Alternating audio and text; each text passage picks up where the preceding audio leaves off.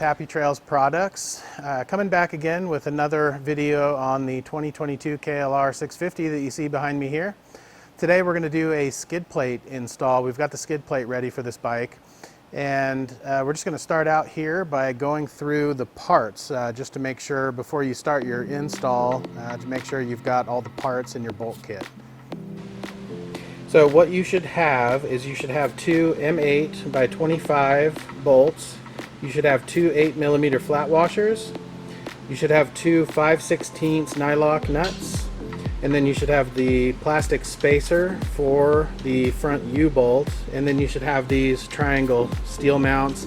And then the aluminum spacers, if you have the engine guards, you won't use these. If you do not have the engine guards, we'll show you where those go here in just a minute. And then also you have the optional impact kit there. Yep. Right. Got the bottom of the skid plate is different with these bends in it. Structurally it makes it a lot tougher from the ones in the past, so it's a very, very nice skid plate. And gives it room for the impact kit in there. Slides right in there and gives you a nice cutout for your oil plug. So just a quick note on the steel triangle mounts. So what those replace is, here we have the factory skid plate, and what those replace is what we call the bat wings here. So these are what connect the factory skid plate to the bike, and also mount the engine to the frame. So we're replacing those. You won't reuse those, and instead you'll put those triangles right in. Let me lighten that up a little bit. You'll put those triangles right in there, in place of where those bat wings came off. And then you're just going to reuse the same bolts, and you're going to keep this loose. Don't crank that down all the way. If you have any engine guards on this bike, just leave them loose, and that just makes the install a lot easier. And then we'll cinch everything down at the end once all the bolts are in place. Alright, so first step is to get this U-bolt around the frame, and then you get that plastic spacer on there. That'll kind of hold that U-bolt in place so that you can bring the skid plate up and place that U-bolt through the skid plate.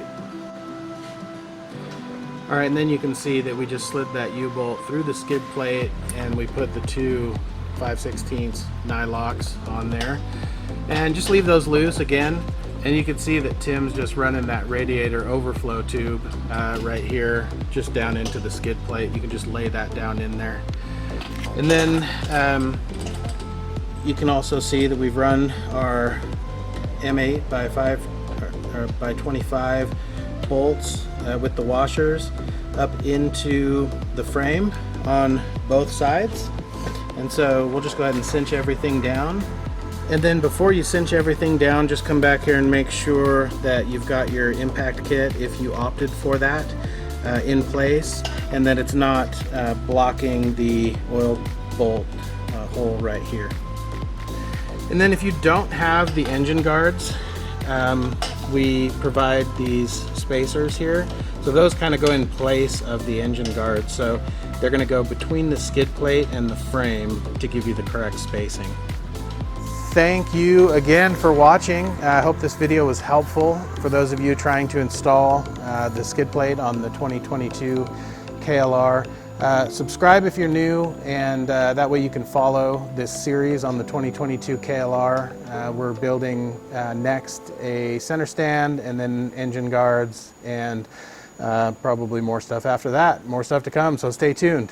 Thanks guys, we'll see you on the next one.